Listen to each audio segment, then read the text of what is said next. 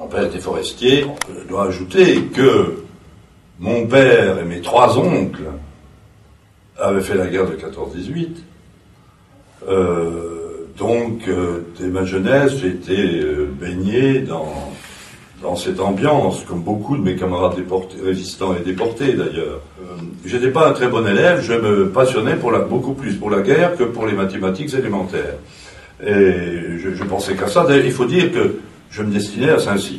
Et je m'intéressais beaucoup à l'Allemagne. Et à la différence de beaucoup de Français, j'avais lu, malgré ma jeunesse, j'avais lu Mein Kampf, j'avais lu Hermann Hauenschild, qui avait écrit un bouquin qui s'appelait Hitler m'a dit, qui m'avait beaucoup impressionné parce que c'était un ami d'Hitler.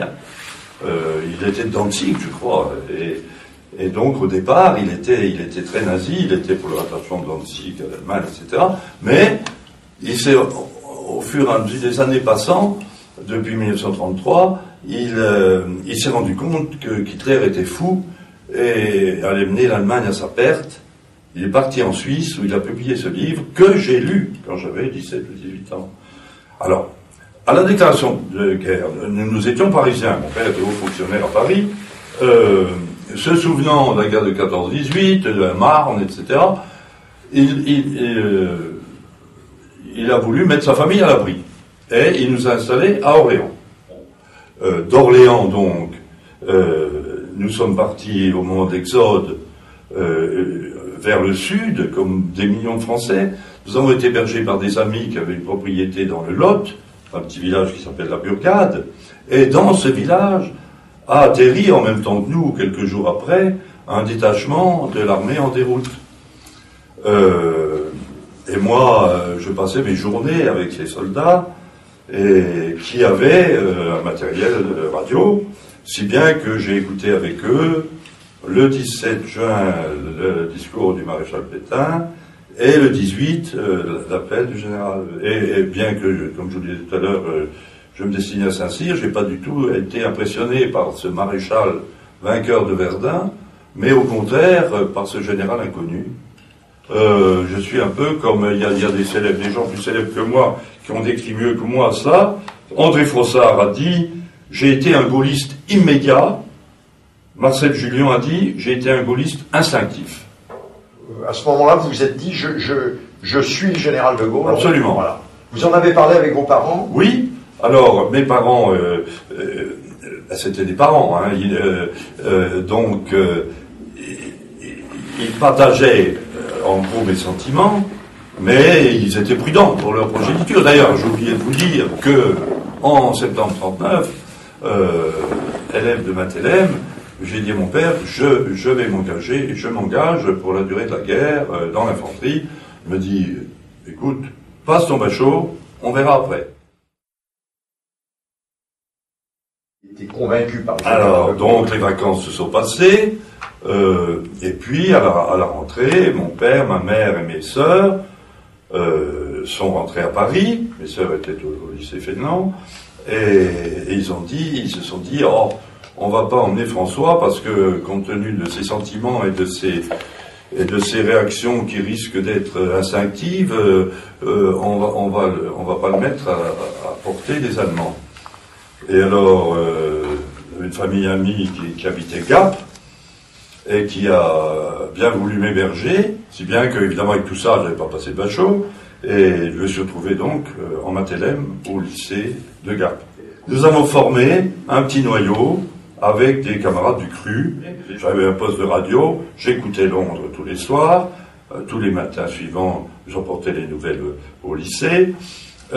Mon camarade Georges Damien, qui avait un joli coup de plume ou de crayon, avait dessiné 2 papillons.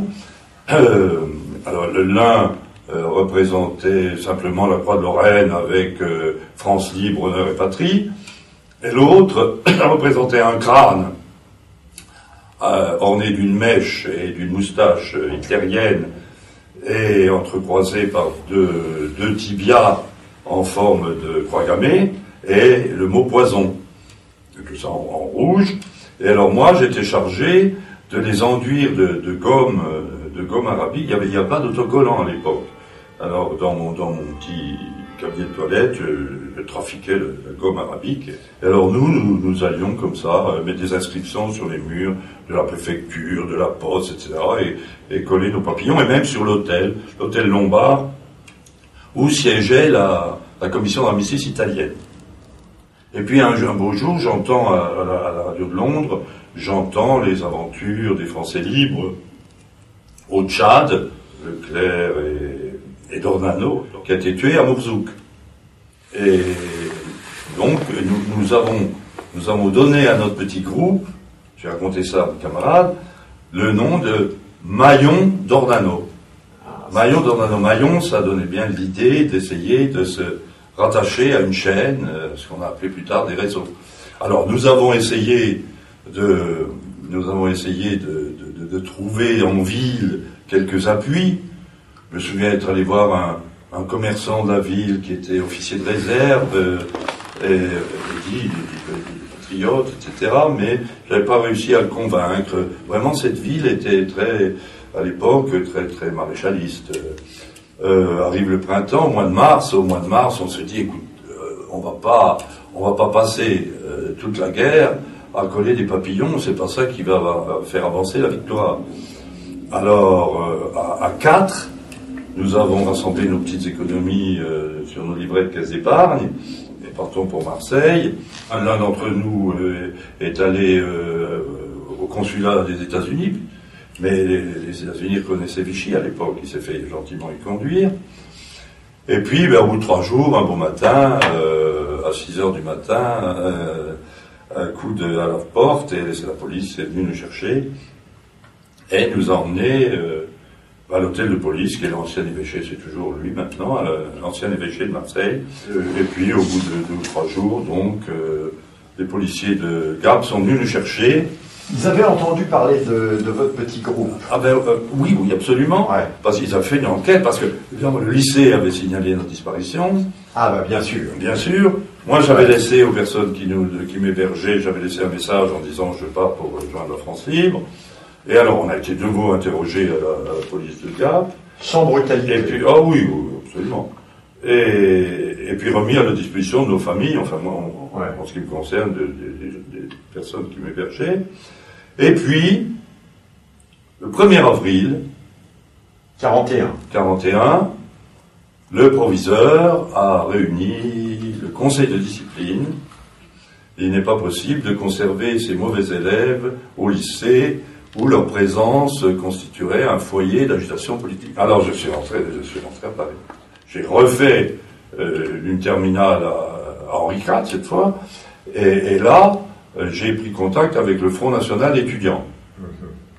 Et je suis devenu assez rapidement responsable pour le lycée Henri IV, pour le FNE. Voilà.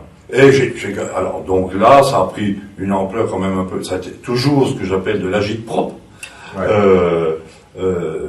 Mais on avait, au lieu d'avoir des petits papillons faits à la main, on avait des tracts rodéotés. On a commencé à avoir des journaux clandestins. C'était quand même déjà moins artisanal. On est allé à l'Institut d'hygiène protester contre l'insuffisance des rations alimentaires pour les étudiants. On est allé interrompre la première leçon en Sorbonne d'un professeur Labroux, pour qui on avait créé une chaire d'histoire juive. Vous imaginez dans quel sens? Voilà. Et nous avons fait lever la séance à grands coups de boules puantes. Une autre fois, nous nous sommes promenés au Boulmiche. C'est peut-être pas très intelligent, mais en fait c'était sympathique pour nos amis juifs. Nous nous sommes baladés sur le boulevard Saint-Michel avec des étoiles que nous avions fabriquées, des étoiles jaunes sur lesquelles nous avions écrit, je sais plus, catholique ou franc-comtois ou je sais plus quoi.